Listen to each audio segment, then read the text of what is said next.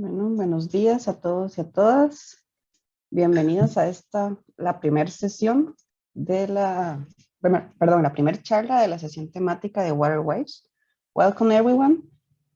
This is the first talk of the Waterways session. La primera charla del día de hoy la va a suministrar el profesor David Andrade. Él es matemático de la Universidad Nacional de Colombia. Obtuvo su doctorado en el INPA en Brasil y actualmente tiene una posición de postdoctorando en la Universidad de Plymouth. Su investigación se centra en estudiar fenómenos oceanográficos desde un punto de vista matemático. Y su charla del día de hoy se titula Waterways Mathematical Modeling of Seas and Oceans. So the first talk today is going to be by David Andrade. He's a mathematician from the University Nacional de Colombia. He got his PhD at INPA in Brazil, and today he is a postdoc student at University of Plymouth. His research is focused on the oceanographic phenomenon from the mathematical point of view. And his talk today is titled Waterways, Mathematical Modeling of Seas and Oceans. Bienvenido, David. Adelante. Bueno, muchas gracias por la invitación. Y antes de comenzar, bueno, les pregunto a ustedes, ¿quieren que la charla la dé en español o en inglés? Do you want to talk in Spanish or in English? It's up to you. Just choose and let me know, please. I don't know if Rafael talks Spanish. Maybe it's better in English for him to understand. As you wish. Or okay, he says he Either doesn't way. mind. So as you choose. How about everybody else? Spanish, English?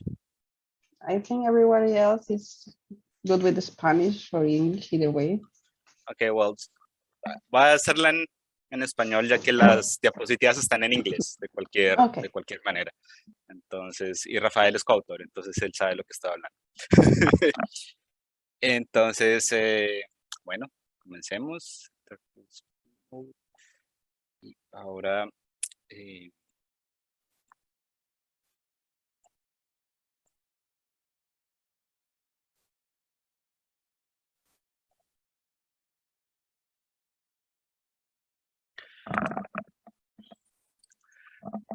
bueno, entonces comencemos. Primero que todo, bueno, muchas gracias a los organizadores del evento por su invitación y por darme el espacio para organizar toda una sesión en dinámica de fluidos, que originalmente había pensado que fuera más especializada en ondas acuáticas, pero bueno, recibimos más propuestas interesantes, entonces pues bueno, lo que comenzó, que originalmente yo pensé que iba a ser una sesión en ondas acuáticas únicamente, terminó en una sesión más general de fluidos, pero bueno. Voy a comenzar la primera charla de hoy hablando de un trabajo que hicimos recientemente y que es tiene aplicaciones bastante interesantes. Entonces, para comenzar la charla les quiero comentar con una historia, una cosa que pasó en el año 2016 en la ciudad de Río de Janeiro. Y recuerden que el año 2016 fueron los Olímpicos de Río. Y una de las tantas obras que la ciudad se había propuesto que hizo para mejorar la infraestructura, para el turismo, etcétera, etcétera, fue una ciclovía que une dos partes de la ciudad, que une dos de las playas más famosas de Río, la playa de Leblon con la playa de San Conrado. Y para eso gastaron una cantidad astronómica de dinero construyendo una ciclovía que, como pueden ver aquí en la figura, bueno, va aquí al lado, o sea, aquí hay al lado izquierdo, hay una avenida, hay una avenida de carros, y entonces al lado decidieron colocar la ciclovía, y en bastantes lugares la ciclovía pues pasa directamente sobre el mar. Esta ciclovía la inauguraron unos meses antes de que iniciaran los Juegos. Y en la mañana del 21 de abril, bueno, la catástrofe pasó. ¿Qué pasó? Bueno, como pueden ver en la foto, un pedazo se cayó. Y bueno, fue una tragedia bastante grave, hubo muertos, fue terrible, fue todo. Y para tener una idea de la dimensión de esta obra, Aquí pues en la foto no se alcanza a ver bien, pero la ciclovía, o sea, donde pasan aquí las bicicletas es más o menos a 25 metros en este punto, son más o menos 25 metros de lo que está el mar. Y bueno, eso fue en su momento, obviamente eso fue pues noticia, no solo por la tragedia, sino también por las circunstancias, ¿no? De ser la ciudad, la primera ciudad en América Latina que es sede de los Olímpicos y bueno, las cosas están cayendo básicamente recién inauguradas. Y entonces, pues bueno, ¿qué pasó? Se hizo un estudio pues para determinar cuáles habían sido las causas del accidente, bueno, de la catástrofe. Y porque lo primero que todo el mundo dijo, y basado en pues en lo que la gente, los testigos reportaron a la prensa, lo último que la gente que estaba pasando en ese momento vio antes que cayera la ciclovía fue que una ola gigante, recuerden, son 25 metros de altura más o menos del nivel del mar a la altura de la ciclovía. Y lo que reportan fue que pasó una ola gigante y que simplemente la ola pues, fue lo suficientemente fuerte para arrastrar un pedazo de la ciclovía y bueno, tumbarlo. Entonces, pues obviamente eso causa un poco bueno, de angustia naturalmente, pero también, o sea, o sea, una ola 25 metros de altura es como un edificio de unos 4 pisos, o sea, debe haber sido una ola extremadamente grande. Y por más que en el mar es posible que este tipo de olas se encuentren, parecía algo improbable que se pudiera explicar todo basado en una única ola. Entonces, pues, y pues también con ánimo pues de entender qué fue lo que pasó, que se puedan tomar las medidas necesarias, pues se lanzó una investigación. La fundación que lanzó la investigación o que realizó la investigación sobre este accidente fue la Fundación Copetec, allá en Río, y ellos lo que estudiaron fueron varias cosas. Lo primero que estudiaron fue el clima, dieron un reporte de cómo era más o menos el clima el día del accidente, cómo era, por así decirlo, el clima en el mar, o sea, cómo eran las olas típicas que en ese momento habían pues en esa región del mundo, qué altura tenían y cosas de ese estilo. Esa es la primera parte de lo que ellos estudiaron. Después ellos estudiaron cómo es posible pues que una ola al lado en este caso pues de una piedra, de una pared rocosa, que es bastante inclinada, cómo pudo haber servido o no para direccionar la ola y que realmente subiera a los 25 metros y tumbara la ciclovía. Y lo último, pues ya un análisis más desde el punto de vista ingenieril de la estructura como tal, de la ciclovía, los materiales que utilizaron y bueno, todo eso. Desafortunadamente, por más que, bueno, yo me contacté con uno de los investigadores que estuvo pues que hizo esta investigación y pues él me dio una copia del reporte que hicieron. Ese reporte pues yo no lo puedo publicar porque pues eso fue utilizado para sancionar a la empresa que construyó la ciclovía, entonces solamente les puedo contar resumidamente lo, lo que ellos reportaron. Entonces, primero, sobre el clima del día 21 de abril. Entonces, si miramos en la atmósfera, o sea, el viento, era un viento de 4.2 metros por segundo, de dirección noreste a sudeste, y este tipo de condiciones, o sea, este tipo de viento en esta región del mundo, básicamente lo que podemos concluir es que era un día calmado, soleado, sin nada extraño, o sea, no había una tormenta, no había nada, era un día despejado con una refrescante brisa de verano. Y también revisaron el nivel del mar, porque pues, bueno, recordemos que el nivel del mar cambia dependiendo de la marea, ¿no?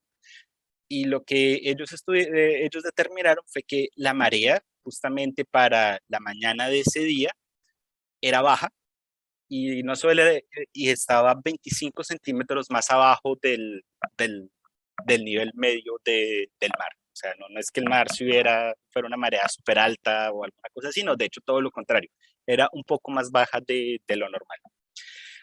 Y no había ningún efecto significativo de lo que se conoce como la marea meteorológica. ¿Eso qué es? Que a veces en la atmósfera hay regiones de baja presión o, bueno, debido varios fenómenos atmosféricos que alcanzan a afectar el nivel medio del mar, pero lo que ellos reportaron fue que nada de eso estaba afectando en este día. Nada, o sea, el nivel del mar era de hecho un poco más bajo de lo esperado. Entonces, bueno, por ese lado, lo que tiene que ver con la atmósfera.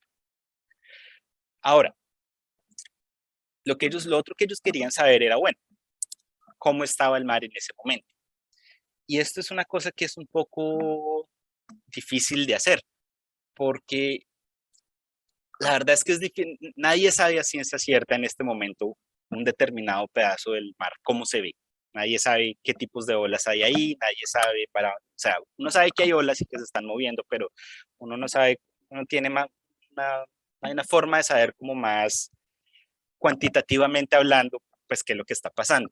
Entonces lo que ellos hicieron es una cosa que en inglés se llama Wave Hintcast, que lo que hacen es que se utilizan los programas que son utilizados para hacer un pronóstico, haga de cuenta como un pronóstico del clima, pero en vez de predecir lo que va a ser el futuro, se dan los datos meteorológicos o oceanográficos que hay en ese momento y se trata de reconstruir el pasado. Entonces, lo que ellos hicieron fue utilizar datos del oleaje,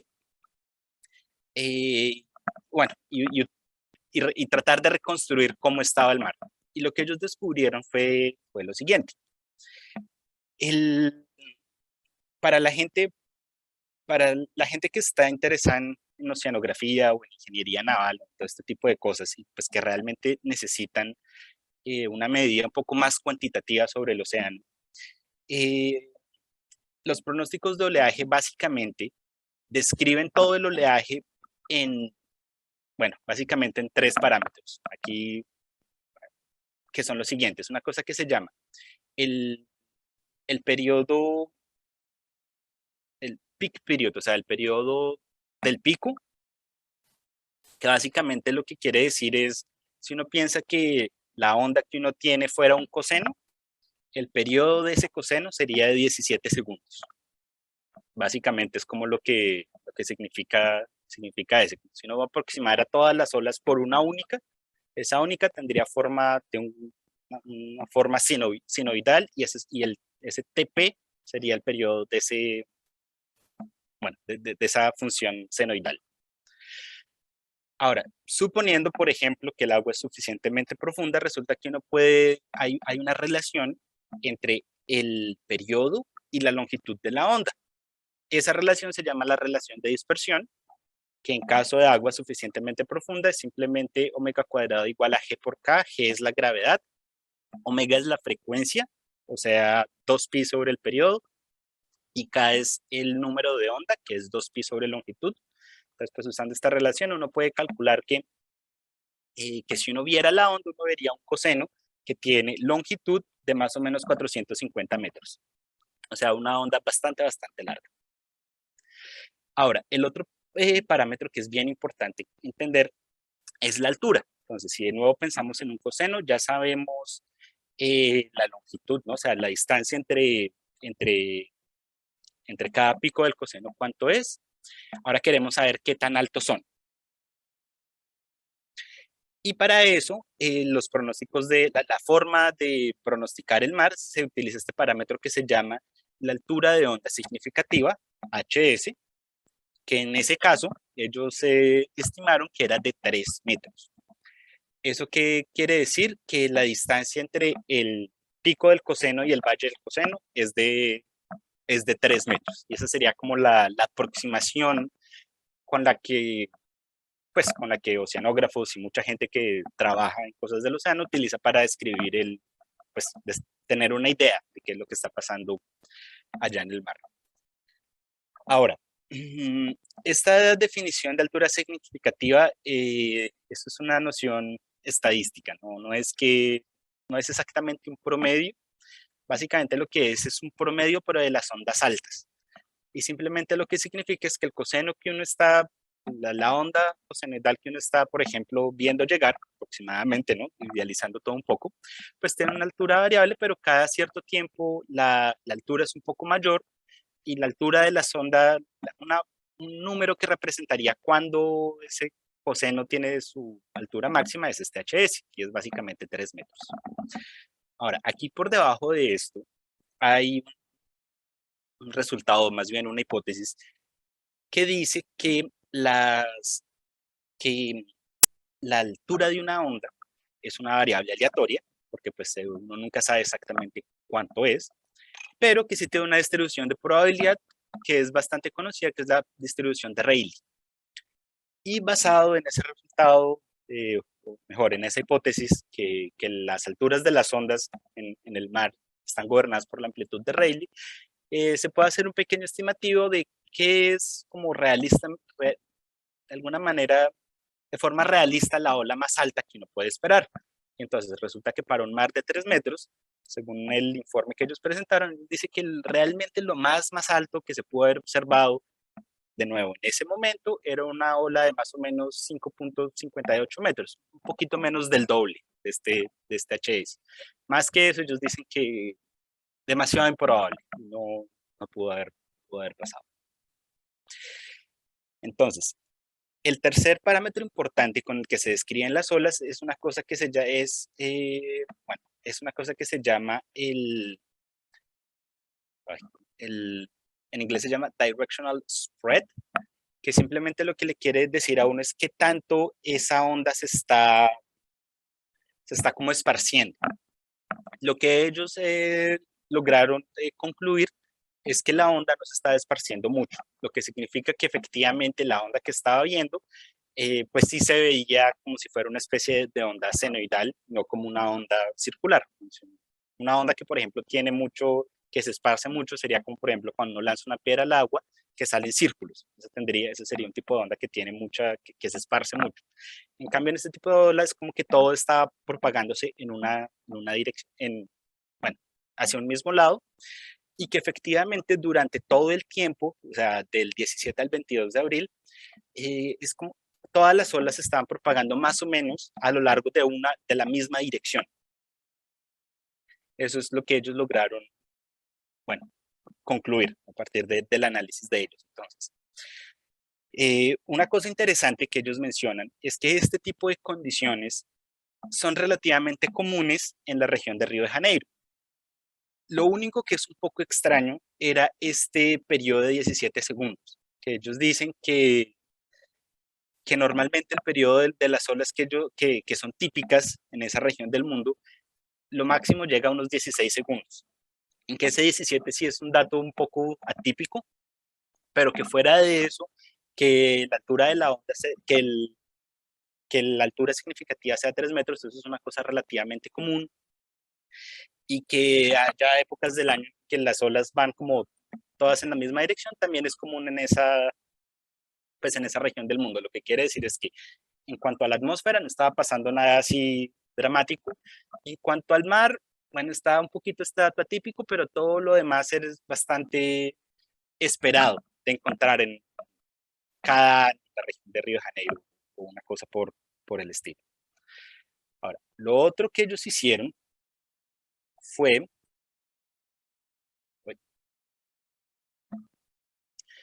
decir, listo, esas condiciones del mar que les acabo de presentar, eso es basado en unos datos pues de una boya que hay allá para medir esto, pero que está a unas decenas de kilómetros adentro del mar, o sea, está bien lejos de la costa.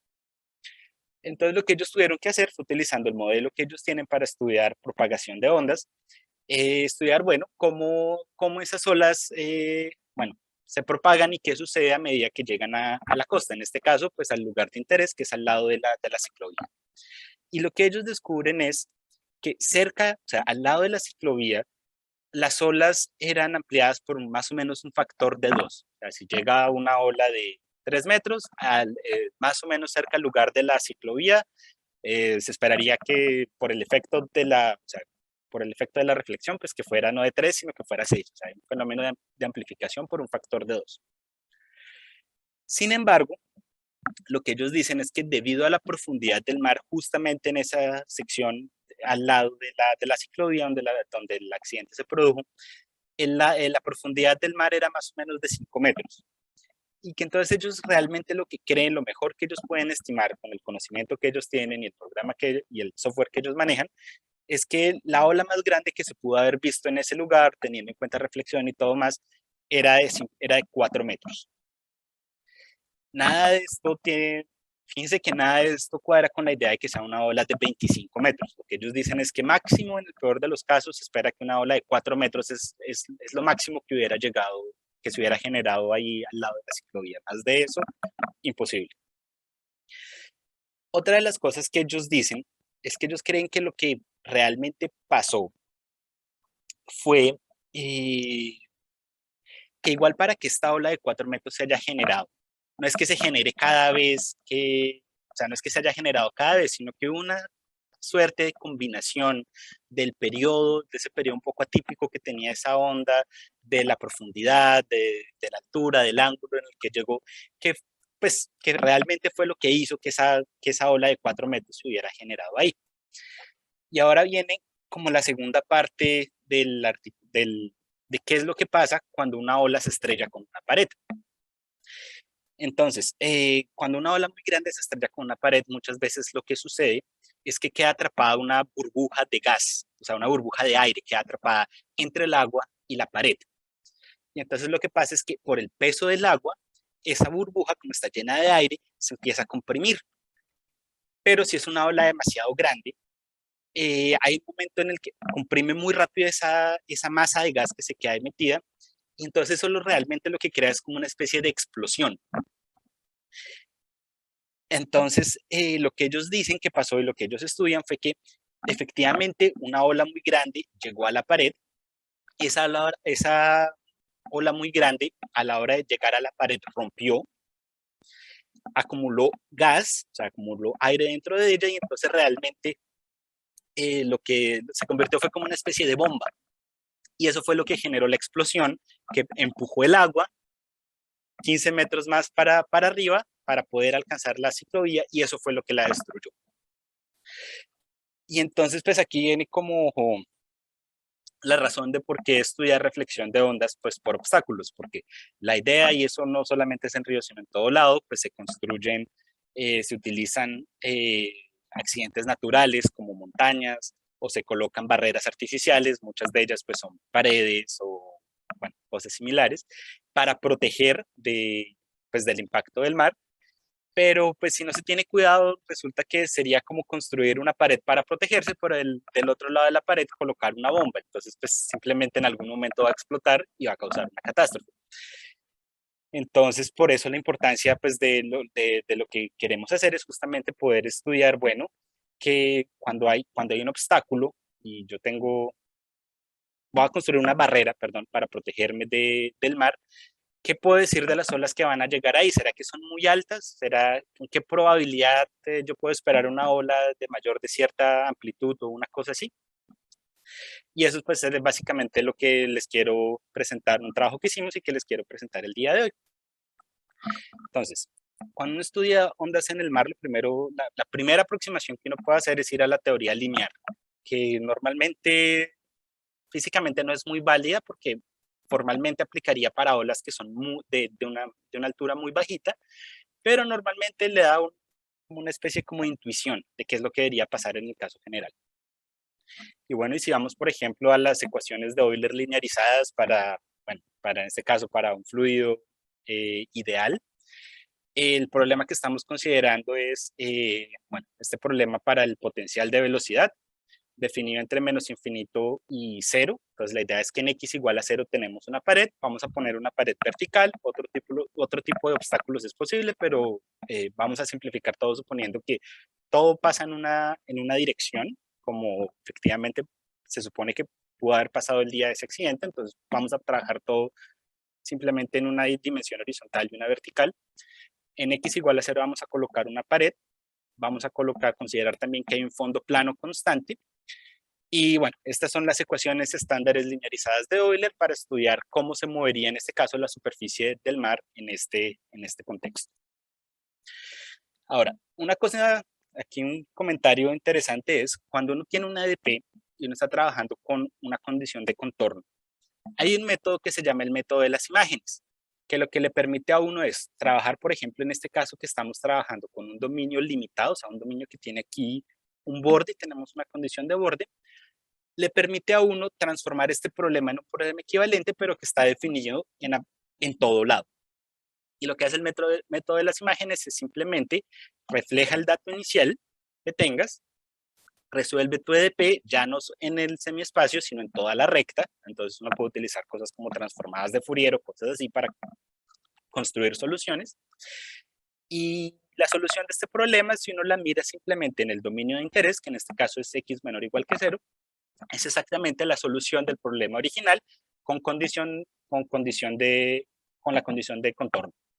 Condición de contorno, si no lo mencioné, que estamos utilizando es phi x igual a 0, que significa que el fluido no pasa por la pared, sino la pared lo detiene. Entonces la superficie del agua puede subir y bajar, pero aquí nunca va a ser capaz de cruzar la pared. Y bueno, ¿cómo se soluciona eso? Pues un poquito de análisis de Fourier.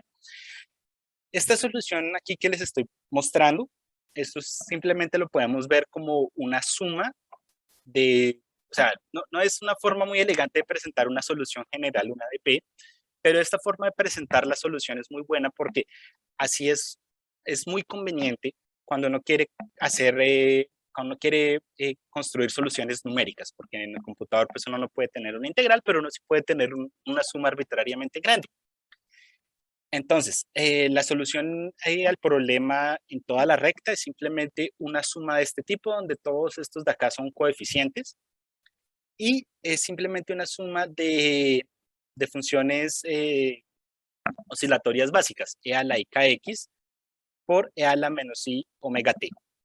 Este se significa más el complejo, más tomar el conjugado de la expresión que está antes del signo más. O en otras palabras, es simplemente 2 veces la parte real de esta cantidad. Esta cantidad aquí en general es compleja, entonces para obtener la superficie, que la superficie es una función real, simplemente tomamos la parte real. Eso es lo que esto significa. Y para que esto sea una solución de las ecuaciones de Euler linearizadas, lo único que uno necesita es que haya una relación entre K y omega. Y esa relación se llama la relación de dispersión, que en este caso, como estamos trabajando con profundidad fija, es simplemente esta relación, omega cuadrado igual gk tangente hiperbólica de k por h. Ahora, para el problema de la reflexión, pues utilizamos el método de las imágenes, que básicamente simplemente dice, coge tu solución, refléjala y suma las dos. Y al hacer eso, resulta que encontramos que la solución del problema con condición de contorno es simplemente cambiamos la exponencial compleja por un coseno.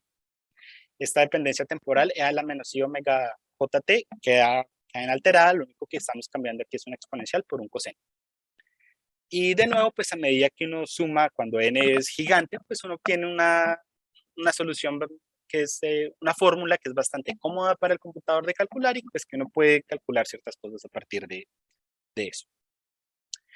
Una cosa interesante es que todo esto es, o sea, las ecuaciones de Euler o en general las ecuaciones de Navier-Stokes o muchas de las ecuaciones que se utilizan en fluidos son ecuaciones deterministas.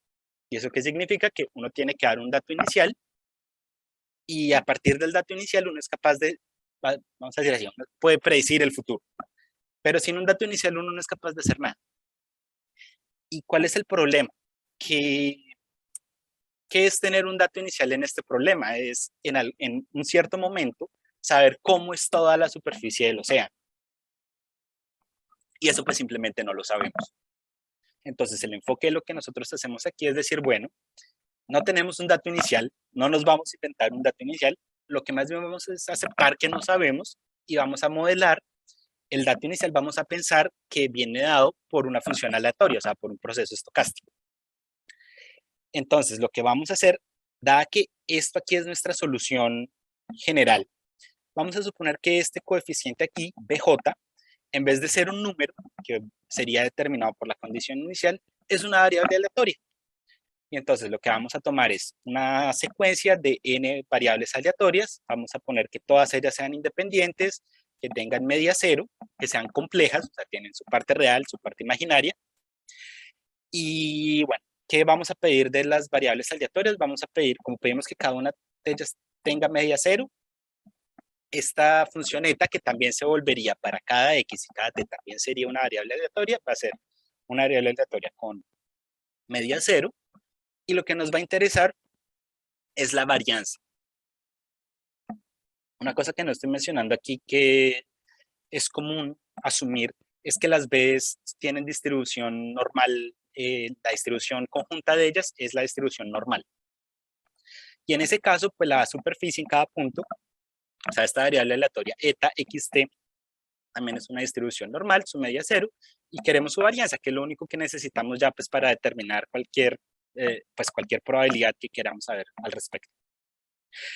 Calculamos la varianza, resulta que la varianza da, en este caso depende de x, o sea, depende de la posición en la que estemos, pero no depende del tiempo, o sea, la varianza es constante en relación al tiempo. Y viene dado en términos de este j, que vendría siendo relacionado con la varianza de cada una de las amplitudes de las ondas que forman la solución general. Y bueno, ¿cómo hacemos para calcular esta varianza que queremos, o sea, esta variable CJ? Lo que vamos a hacer es, vamos a usar un poquito de lo que los ingenieros utilizan para modelar ondas aleatorias en el mar. Y lo que ellos utilizan es una cosa que se llama el espectro Jones-Swap, que simplemente es una función, parece como si fuera una especie de gaussiana o algo así. Y por ejemplo, la gente que trabaja en oceanografía, pues ellos saben cómo relacionar todos estos parámetros alfa, gamma, sigma y todo eso con condiciones meteorológicas. Entonces, por ejemplo, si la velocidad del viento es de tantos kilómetros por hora, entonces, bueno, hay una forma para traducir esa velocidad del viento en cuál sería el parámetro alfa, que lleva soplando por tanto tiempo. Bueno, toda esa información se puede utilizar para estimar cuál sería el parámetro gamma. Y esto en el fondo es lo que ellos utilizan lo que se utiliza realmente, no solo ellos, sino todos los que trabajamos en eso, pues para modelar lo que sería un campo de ondas aleatorio.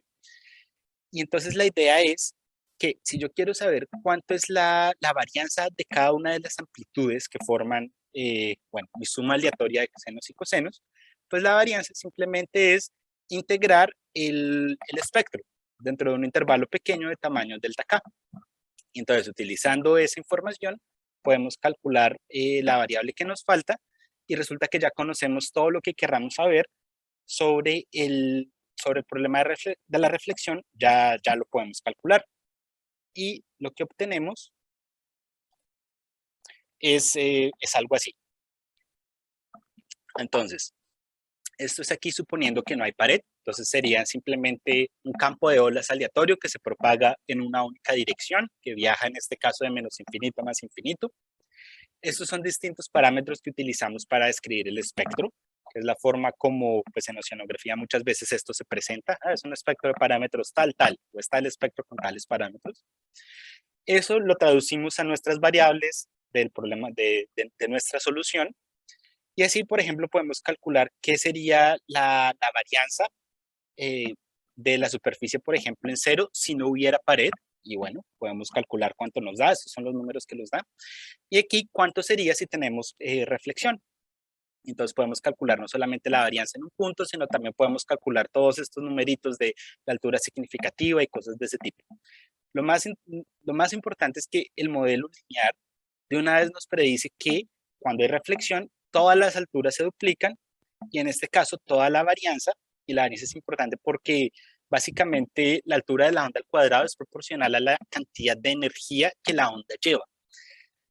Y bueno, la varianza sería el cuadrado, si lo multiplicamos por 2, al cuadrado sería 4, entonces la varianza, o sea, la energía que lleva esa onda en el lugar de la pared, o sea, en x igual a 0, se multiplica por 4. Las amplitudes se duplican, la energía se multiplica por 4. Y bueno, esto sería para el caso simple de la teoría lineal. Ya de entrada la teoría lineal nos está diciendo, sí, cuando las paredes son suficientemente verticales, eso es coherente con lo que el estudio había mostrado, que las ondas cuando llegan al lugar de la pared se duplican. Ahora, vamos a la teoría no lineal. La teoría no lineal normalmente es la que es un poco más difícil, pero es mucho más interesante pues porque aquí uno ya puede tratar olas realmente grandes. Para la teoría lineal, o sea, la linealización se basa en eso, que las ondas que uno considera son pequeñas. Y resulta que la teoría lineal se puede escribir casi que de la manera, o sea, la solución del problema no lineal, que sería esta de acá, se puede escribir casi de la misma manera que el problema lineal, sino que ahora este BJ ya no es una constante, sino es una función que depende del tiempo. O sea, es como que las amplitudes de cada modo de Fourier, las amplitudes de cada uno de los cosenos que forman la solución general, no solo se van moviendo, sino que va cambiando a medida que el tiempo cambia. ¿Y cuál es la relación? O sea, ¿cómo cambian en el tiempo? Pues cambian, hay una ecuación que gobierna cómo cambian estas amplitudes y es la ecuación de Sahárov, que en este caso, como todo es discreto, todo es finito, la ecuación se reduce a un sistema no lineal de ecuaciones diferenciales ordinarias, que sería este acá. Y bueno, esto es lo que tendríamos que poder resolver para poder calcular nuestra solución del problema no lineal. Ahora, aquí hay unos detalles técnicos importantes y es, esto aquí tiene este T que se llama el kernel y resulta que como estamos trabajando aquí en agua de profundidad finita, resulta que ese kernel está mal definido. Mal definido en el sentido que tiene singularidades. Entonces, pues bueno, una de las cosas que tocó hacer fue entrar a estudiar quién es ese kernel. Es una expresión gigantesca, pero bueno, tocó utilizar otros resultados preliminares que muestran cómo ese kernel, esa singularidad que tiene, se puede de alguna manera retirar. Y bueno, una vez retirado, esta sería, por ejemplo, una imagen de un gráfico del kernel con la onda PPPPP. Aquí este subíndice significa, o sea, en vez de estar escribiendo T en la onda KP, KP, KP, es una función de 4 variables, simplemente escribo el subíndice. Sería esta línea, la línea azul. Y una cosa interesante de esta línea azul es que para exactamente en este punto 1.363 cambia de signo. Y esto está muy relacionado con la ecuación no lineal de Schrödinger, porque la ecuación no lineal de Schrödinger, en el contexto de ondas acuáticas, muestra una cosa que se llama, bueno, en inglés se llama modulational instability. Básicamente lo que pasa es que la ecuación no lineal de Schrödinger existen dos variantes, una que se llama en el caso que enfoca de focusing case y en el caso de focusing case. Y que sea cualquiera de las dos, viene justamente gobernado por este kernel. Y justamente el cero es en el que cambia de signo. Entonces, es una curiosidad matemática interesante que sale aquí una vez este kernel se manipula para quitarle las singularidades. Ahora, volvamos a nuestro problema. Queremos resolver un problema que tiene una condición de contorno. Lo estamos viendo en Fourier. Entonces ya no les estoy dibujando la onda, sino simplemente los modos de Fourier. Y la forma de tratar condiciones de borde cuando está en Fourier, en este caso volvemos a usar el método de las imágenes y simplemente lo que nos dice es, coja todo lo que está en el lado derecho y refléjelo. Lo importante es, el coeficiente de Fourier es un número complejo, entonces tiene su módulo y tiene su fase. Y lo importante que nos dice aquí para poder modelar la condición de contorno apropiadamente es, cuando uno lo refleja, las amplitudes se mantienen igual y las fases también. Si las fases, por ejemplo, se cambian de signo, es otra condición de contorno. Y si se coloca una cosa que no tiene nada que ver, pues ya no se va a estar modelando una condición de contorno, sino simple un problema en donde hay dos olas que vienen en direcciones opuestas y se estrellan la una con la otra. Entonces es importante esta relación que para poder tratar la condición de contorno tenemos que reflejar nuestra solución, pero manteniendo las fases de cada uno de los coeficientes de Fourier pues, que conforman la solución. Ahora, el otro problema que tenemos es el mismo, o sea, la ecuación de Sahárov, o sea, ese sistema de EDOs para los coeficientes de Fourier es un problema determinista, requiere condiciones iniciales y no las conocemos. Entonces, en el caso lineal, estábamos cambiando eso por variables aleatorias, pero pues es que ahí era muy fácil porque esos coeficientes no cambiaban con el tiempo. Ahora lo hace. Entonces, ahora en vez de tener una colección de variables aleatorias, lo que tenemos es una colección de variables aleatorias en t igual a 0, y esas variables van evolucionando de acuerdo con nuestra ecuación diferencial. Entonces, aquí hay dos alternativas que uno puede seguir. Una alternativa que sería hacer lo que se conoce como una simulación de Monte Carlo, que simplemente lo que significa es hacer miles y miles de simulaciones y promediar todo para ver qué sale. La razón por la que no queremos hacer esto es porque esto en la vida real es bastante impráctico. Resolver estas ecuaciones, por ejemplo, para un caso de verdad, vamos a decir un caso de interés, por ejemplo, para la industria, algo así, es casi tan caro que sale más fácil hacer un prototipo y pagarle a unos ingenieros para que vaya y lo haga. Entonces lo que justamente aquí el enfoque es, no vamos a hacer eso, vamos a colocar algunas hipótesis relativamente generales en las variables aleatorias y vamos más bien a construir una ecuación que nos diga esas estadísticas cómo van a evolucionar en el tiempo. Entonces, en vez de hacer muchas simulaciones y promediar cosas raras, lo que simplemente vamos a decir es, para cada t, bjt es una variable aleatoria, vamos a suponer que tiene media 0. Aquí, por alguna razón, hay un cuadrado, aquí no debería estar este cuadrado, qué pena. Simplemente bj, el promedio de bj es igual a 0. Y cuando uno mira correlaciones perdón, bj0, sí, todas tienen media 0. Y resulta que, bueno, el modelo que vamos a utilizar, uno pasa, bueno, estos paréntesis aquí sería el valor esperado, uno simplifica el valor esperado, uno hace cierto tipo de descomposiciones. Simplemente lo que uno hace es lo que se llama una hipótesis de clausura, que simplemente lo dice cuando en el momento en el que durante la derivación de las ecuaciones usted encuentre que tiene que promediar términos de este estilo, esto usted lo puede escribir en términos de correlaciones, como productos de correlaciones más simples.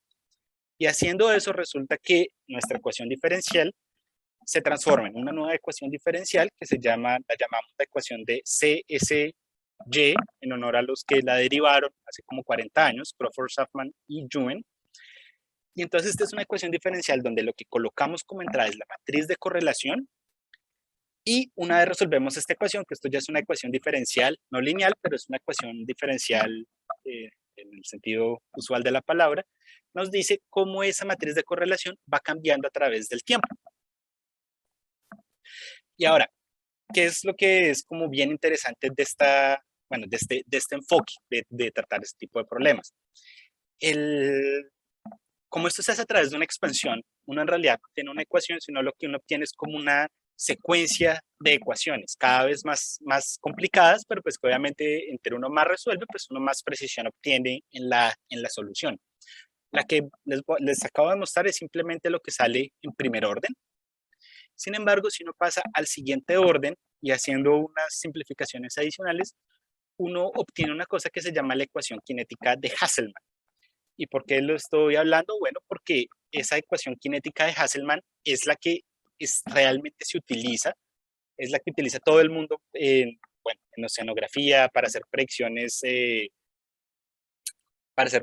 oleaje, está metida también en cosas como por ejemplo hacer las predicciones del clima y ecuaciones de ese tipo. Y el que la obtuvo por primera vez fue Klaus Hasselmann, que ganó Premio Nobel de Física el año pasado. Y es, o sea, es en el mundo pues de la oceanografía, que quieren predecir cómo el mar se va a mirar, uno de los pilares fundamentales es esa ecuación. Entonces, de alguna manera, esta ecuación que estamos tratando sería como una especie de pariente. Por eso pues, en parte también la importancia. Y, pues, simplemente nosotros queremos saber, pues, esa ecuación que ofrece. Ahora, una cosa interesante es que aquí que vale la pena mencionar es que el dato inicial que le vamos a dar a nuestra ecuación sería la matriz de correlación, que en este caso es una matriz que es 0 en casi todo lado, excepto en la diagonal principal y en la antidiagonal. Si no hubiera nada aquí fuera de la diagonal principal, esta ecuación no sirve para nada, porque simplemente nos queda que la solución es estacionaria y no dice nada. Pero justamente el hecho que estamos trabajando en un problema de reflexión y que entonces que los modos, el resto de modos de Fourier que nosotros estamos colocando tienen la misma fase, hace que aparezcan estas correlaciones aquí por fuera de la diagonal. Y este dato inicial ya no genera una solución trivial de nuestra ecuación. Entonces, pues realmente toca entrar aquí y resolver para ver qué es lo que sucede. Y bueno, lo que les vamos a entonces a continuación, bueno, antes de ver las simulaciones, de nuevo vamos a resolver en nuestra ecuación diferencial para saber cuánto es la varianza en el lugar de la pared.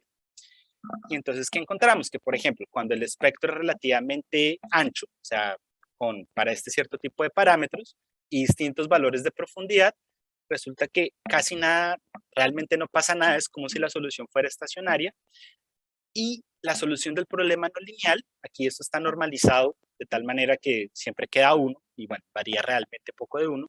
Lo que quiere decir es que estadísticamente hablando, el problema de la reflexión es como el problema lineal, o sea, simplemente las alturas se duplican, la varianza se multiplica por 4. Aquí cambiamos ligeramente los parámetros y solamente para una profundidad de 10 metros, vemos que las cosas empiezan a cambiar un poquito. De resto, cuando el agua es relativamente rasa, de nuevo, el problema de reflexión es relativamente trivial. Cuando uno utiliza lo que se conoce un espectro corto, o sea, cuando el campo de ondas es bastante organizado, ahí sí vemos que cosas diferentes empiezan a pasar y lo que empezamos a ver es que hay una fluctuación muy grande en la varianza en el lugar de la pared, lo que significa que a medida que pasa el tiempo, se vuelve más probable encontrar olas muy grandes pues en el lugar de la reflexión. Y de nuevo, variando un poquito más los parámetros, esa variabilidad que podemos obtener en lugar del obstáculo, pues es mucho mayor. Como aquí todo lo estamos trabajando como bajo una especie de hipótesis de que todo se puede aproximar por una distribución gaussiana, podemos utilizar nuestros resultados como para saber calcular una especie de probabilidad. ¿Cuál sería la probabilidad de que la altura de la onda sea mayor que un número dado?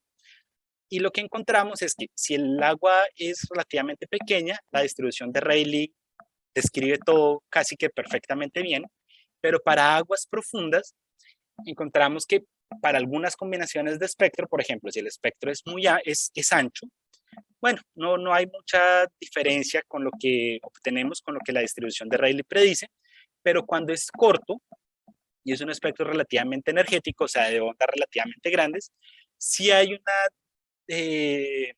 diferencia significativa con la distribución de Rayleigh, lo que simplemente quiere decir que la probabilidad de obtener olas mayores para cierto tipo de espectros y en cierto tipo de profundidades, pues sí es un poco mayor, es mayor de lo esperado, o sea, es más probable que pase.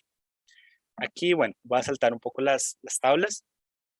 Pero entonces, bueno, ya para concluir, estamos trabajando en un problema de reflexión de olas aleatorias. Queremos saber cuál es la probabilidad de obtener una ola con altura mayor que tanto en el lugar del obstáculo. Y lo que encontramos es, o sea, aquí lo interesante y lo que es realmente novedoso es la influencia que tiene la profundidad. Porque si el agua es bastante rasa, el problema de reflexión, por más que sean olas relativamente grandes, o sea, un problema no lineal, como que estadísticamente hablando, está gobernado por el problema lineal. O sea, lo único que podemos decir es que pues, las ondas se duplican, nada más. Sin embargo, cuando el problema es no lineal, las ondas se duplican y la distribución de Rayleigh predice, o sea, uno puede utilizar esa distribución pues para hacer cálculos de probabilidad, pero si es un agua profunda, no, la distribución de Rayleigh ya no es tan apropiada, ahí cambia un poco y pues obviamente eso altera todos los cálculos de probabilidades que uno puede hacer. Y bueno, aquí termino la charla de hoy. Muchas gracias. Muchísimas gracias, profesor Andrade. Thank you, profesor Andrade. ¿Alguna pregunta? Any questions?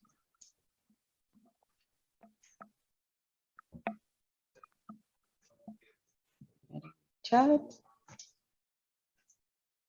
Bueno, no veo preguntas en el chat. Bueno, sí, Milagros. Adelante. Hola, buenos días. Muchas gracias, David, por la presentación. Y solo quiero preguntarte, Cuando calculan como el impacto con la pared, porque quedé como en esa sensación, ¿no? Como de cómo va a pasar que el agua llegue a la pared. En ese momento, ¿no sería importante incluir el término viscoso del agua en las ecuaciones del modelo? Eh, entonces, lo que nosotros hicimos, o sea, la respuesta es que sí, pero es un poco más complicado que eso, porque nosotros realmente aquí lo que estamos suponiendo, o sea, lo que estamos mirando es nada más como el problema de propagación. Nosotros aquí en ningún momento realmente entramos a estudiar cómo realmente es el impacto de la ola en la pared. Si quisiéramos realmente estudiar eso, entonces ya, o sea, nosotros estábamos más, era estudiando cosas como que, bueno, si el viento a cierta distancia es tal, tal, tal, y por lo tanto el mar tiene este tipo de características, como, y colocamos es un problema muy simple de reflexión, porque simplemente una pared y estamos asumiendo que todo está bien idealizado, pues qué se puede esperar? Obviamente en condiciones reales, pues uno no espera que no sea tan así, pero bueno. Pero nosotros realmente nunca estamos estudiando pues todo el proceso de cómo es el impacto en la pared y todo eso que en realidad sí es muy importante, sino que desde el punto de vista matemático es muy difícil. Y hay gente que hace eso, pero que yo sepa la forma como la gente trabaja ese problema, pues ya eso es haciendo pues experimentos y cosas de ese tipo, y si hay que tener, o sea, hay mucha más física que toca incluir para poder hacer, pues, para poder hacer algo. Pero por eso lo que hicimos fue como separar el problema, dejarlo, vamos a concentrarnos únicamente en la parte de propagación y vamos a realmente ignorar la parte del impacto. Pero sí, sí, lo ignoramos completamente. Gracias. Gracias, profesor Andrade. No veo más preguntas, entonces nada más agradecer de nuevo por la charla tan interesante. La siguiente charla está programada para las 9 de la mañana, entonces vamos a tener unos 9 minutitos de receso y ahorita regresamos. Muchísimas gracias. Gracias.